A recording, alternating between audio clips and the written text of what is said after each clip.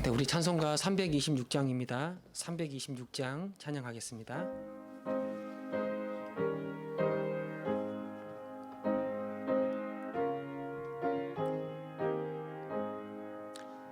내 죄를 회개하고 주 예수 믿고서 내 주를 사랑하며 잘 섬기리로다. 나 어디 가든지 무엇 하든지 주 예수 위하여 충성하리라. 내 주의 뜻을 따라 나 살기 원하며 이 세상 있을 동안 주 섬기리로다. 나 어디 가든지 무엇 하든지 주 예수 위하여 충성하리라.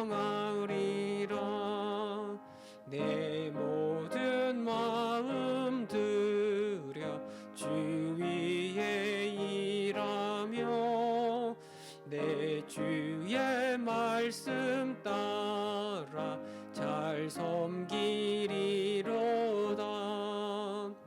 나 어디 가든지 무엇 하든지 주 예수 위하여 충성하리라.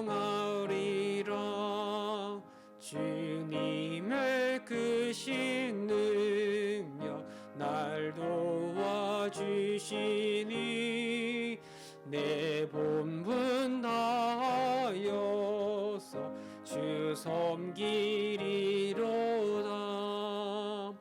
나 어디 가든지 무엇 하든지 주 예수 위하여 충성하리라. 내 직분 감당하고 저 천국 올라가 내 주를 길이 잘 섬기리로다. 나 어디 가든지 무엇 하든지 주 예수 위하여 충성하리라. 아멘. 오늘부터 이 코로나 방역 지침이 4단계로 격상됩니다. 가장 높은 단계입니다. 굉장히 위험한 상황이고 매일 확진자가 1000명이 넘는 1300명 이상이 나오고 있습니다. 특별히 젊은 사람 중심으로 확산세가 굉장히 거침없이 이어지고 있는데 하나님께서 이 젊은이들의 삶을 붙잡아 달라고 기도해 주시고 또 특별히 우리 화전중앙교회 소속된 우리 청년들 또 2030 많은 젊은이들이 여러 가지 사회활동을 하다 보면 그런 사람들과도 만날 수 있고 그런 어려움 가운데 있을 터인데 하나님께서 우리 청년들을 이 젊은이들을 지켜달라고 그래서 좀 확산이 진정되었을 때 다시 일상을 되찾을 수 있게 달라고 하나님 우리를 불쌍히 여겨달라고 우리 이 시간에 한번 이 코로나를 생각하면서 우리 젊은이들을 기억하면서 함께 기도하겠습니다.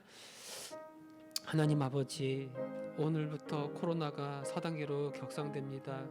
참 어려운 시간을 우리가 지나가고 있는데 하나님 우리를 불쌍히 여겨주셔서 이 모든 환난으로부터 건져주시기를 원합니다.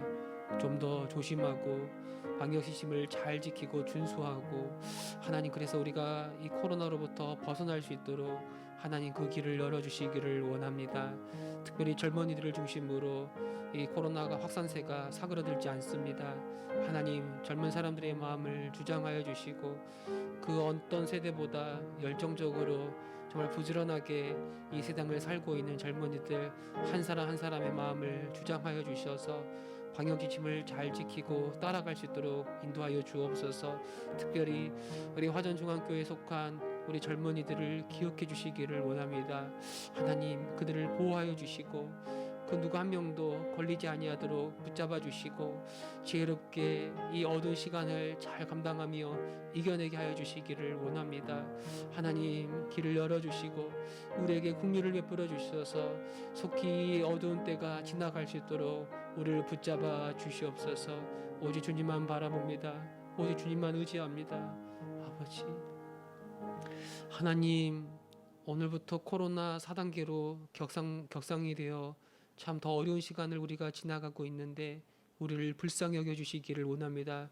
젊은 사람들을 중심으로 코로나가 거침없이 확산되고 있습니다. 하나님, 이걸 끝내시고 우리를 온전케 하시고 그래서 잃어버린 우리의 일상을 되찾게 하시는 분은 오직 주님밖에 없음을 우리가 고백하오니 우리에게 긍휼을 베풀어 주시옵소서. 젊은이들의 마음을 주장하여 주시고 특별히 우리 화전중앙교회에 속한 2030 우리 젊은이들의 삶을 하나님께서 눈동자처럼 지켜주셔서 많은 어려움 속에서도 건강하게 살아가게 하여 주시고 그들을 통해서 주변의 많은 사람들이 하나님의 은혜를 누릴 수 있도록 주님 역사하여 주옵소서. 함께 하실 것을 믿습니다. 감사드리며 우리 주 예수 그리스도의 이름으로 기도합니다. 아멘. 말씀 보겠습니다. 사무엘하 23장입니다. 사무엘하 23장. 네, 우리 13절에서 23절까지만 보겠습니다. 사무엘하 23장 13절에서 23절 말씀 한 절씩 교독하겠습니다.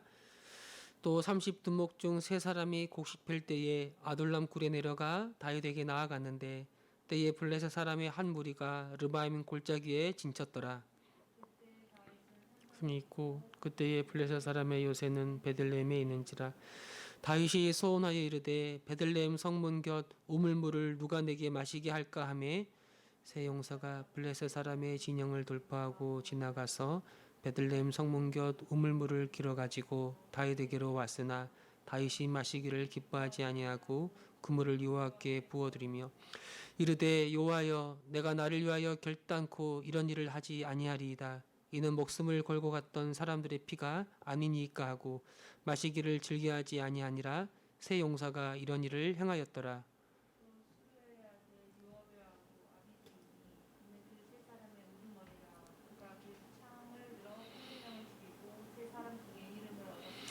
그는 세 사람 중에 가장 중귀한 자가 아니냐. 그가 그들의 우두머리가 되었으나 그러나 첫 세 사람에게는 미치지 못하였더라.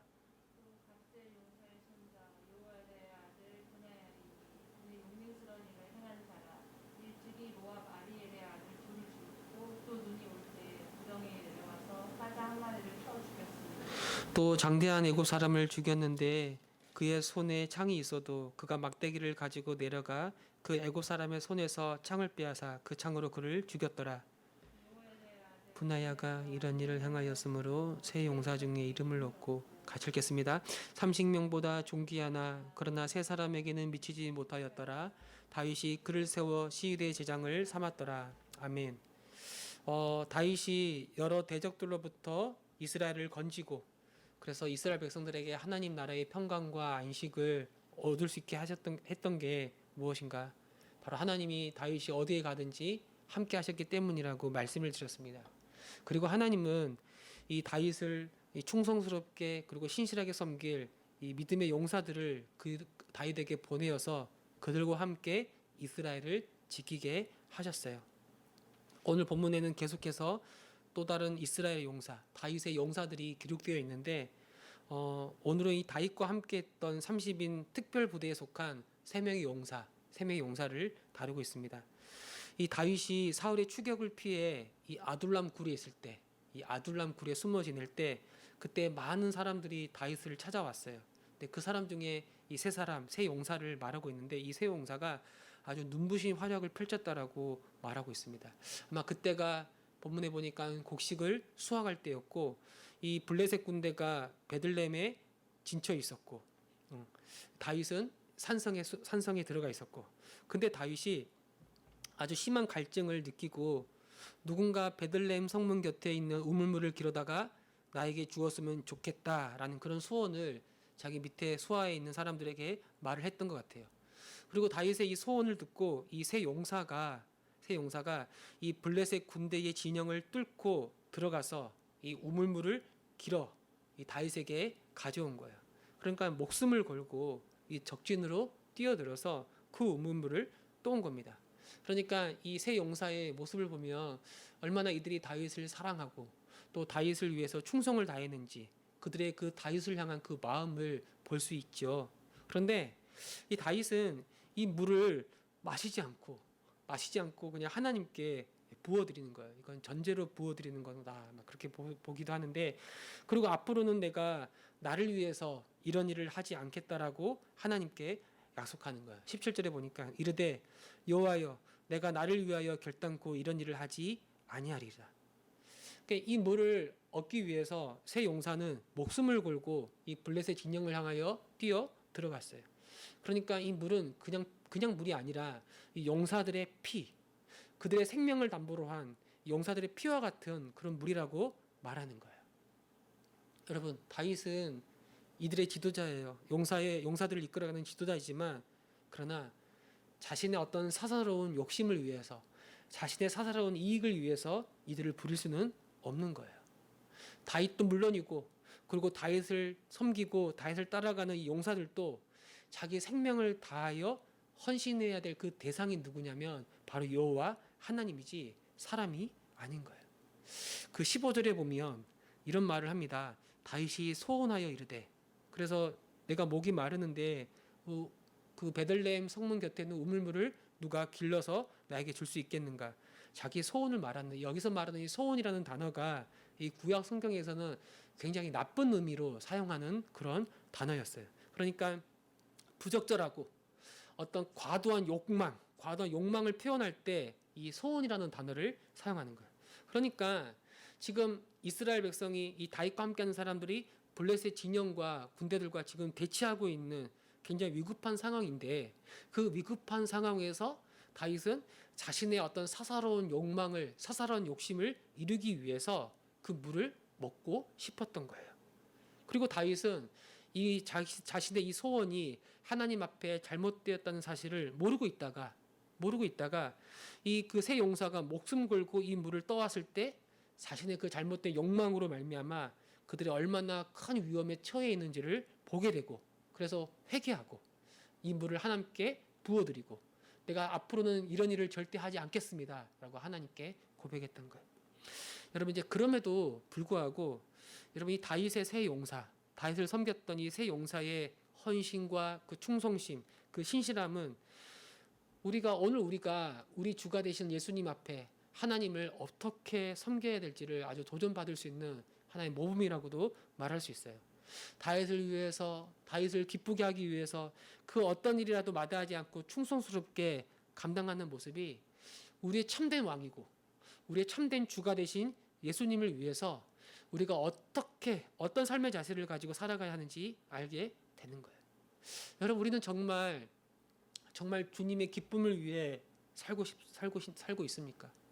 그저 내 일신의 안녕과 내 평안을 도모하고 그냥 내가 원하는 것을 얻어 쟁취하기 위해서 살아가는 건 아닌가? 아니면 내 마음의 나의 간절한 소원이 정말 주님을 기쁘게 해서 주님의 이름을 높이고 주님을 영광스럽게 하는 것이 나의 진짜 소망이고 나의 기쁨인가?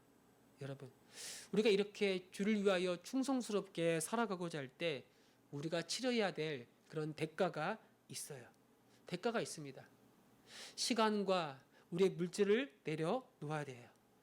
우리가 이 세상에서 누릴 수 있는 여러 가지 좋은 것들을 때로는 포기할 수도 있어야 돼요. 그럼에도 불구하고 우리는 주님을 위해서 기꺼이 나를 주님께 내어드릴 수 있을까?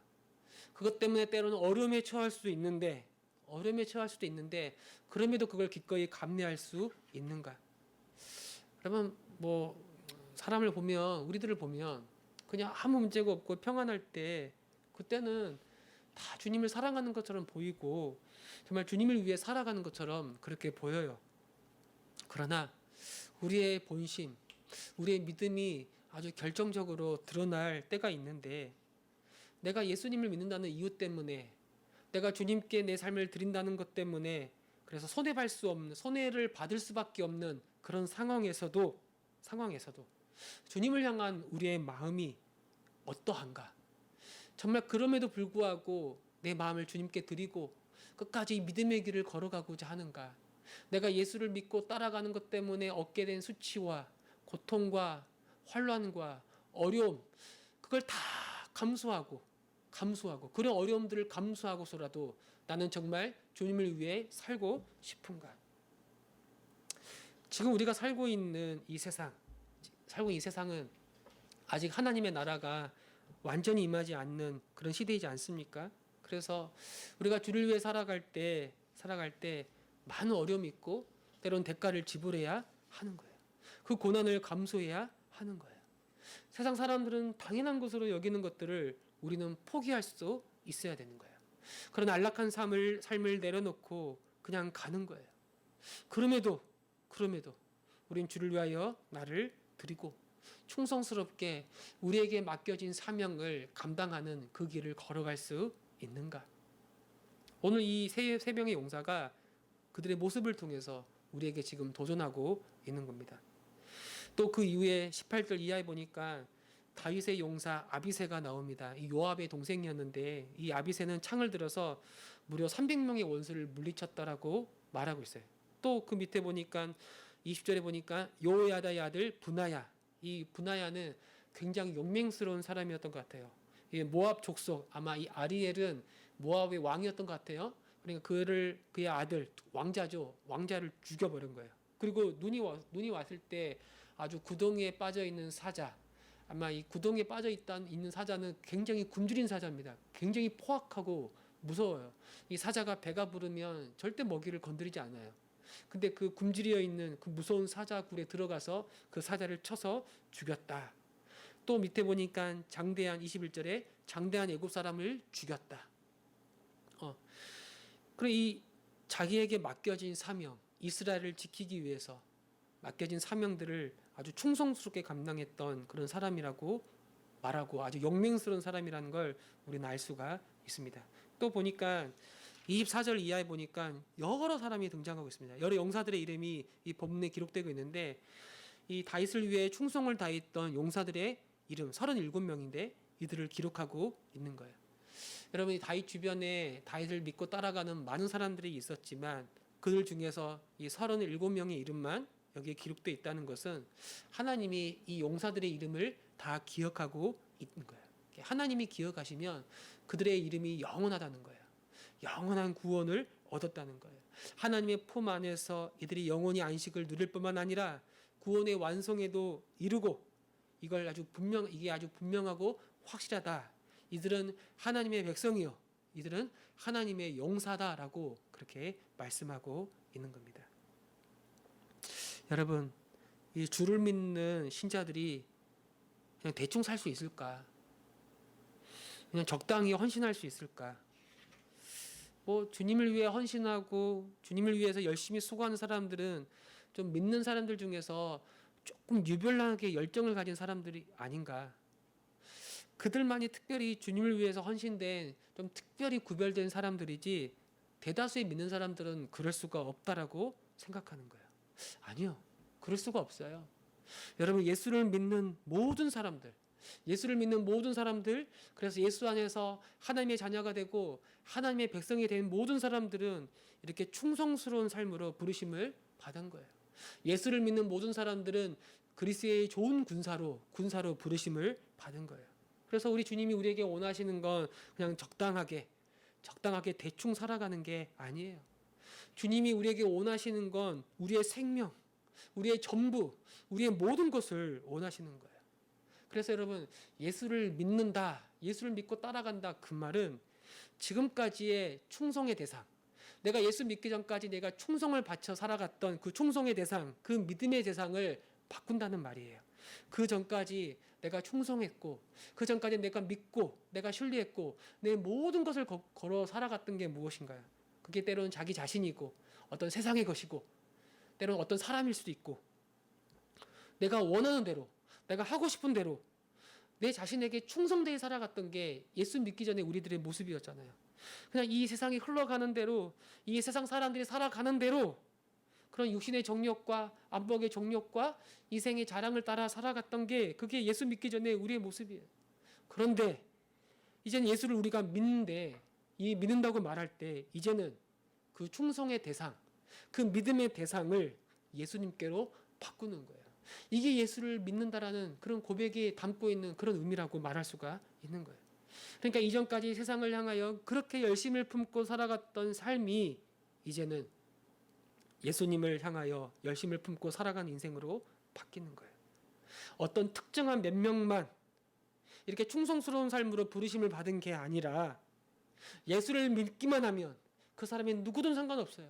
예수를 믿는 모든 사람들은 이렇게 충성된 삶으로 우리를 부르시고 예수님의 좋은 군사로 부르시고 있는 거예요. 우리가 용사를 살펴보았는데 용사는 어떻습니까? 이 군인의 삶은 어떻습니까? 자기 삶에 매여 있을 수가 없어요. 그의 삶의 우선순위는 자기를 군인으로 불러주신 그 사람을 향한 충성된 삶, 그게 자기의 전부라고 말할 수가 있는 겁니다. 주님, 이런 충성스러운 사람들처럼 하나님이 우리를 불러주실 줄을 믿습니다. 어떤 특정한 몇 명의 사람들만 특별히 부르신 게 아니라 나도 내가 예수 안에 있으면 이제는 주님만을 위하여 살아가는 하나님의 백성으로 군사로 내가 불러주심을 내가 믿습니다. 그게 어떤 일이든 작은 일이라 하더라도 충성스럽게 주를 위하여 감당하는 주의 자녀가 되게 하여 주옵소서. 이것이 저와 여러분 우리의 기도가 되기를 바랍니다. 아멘.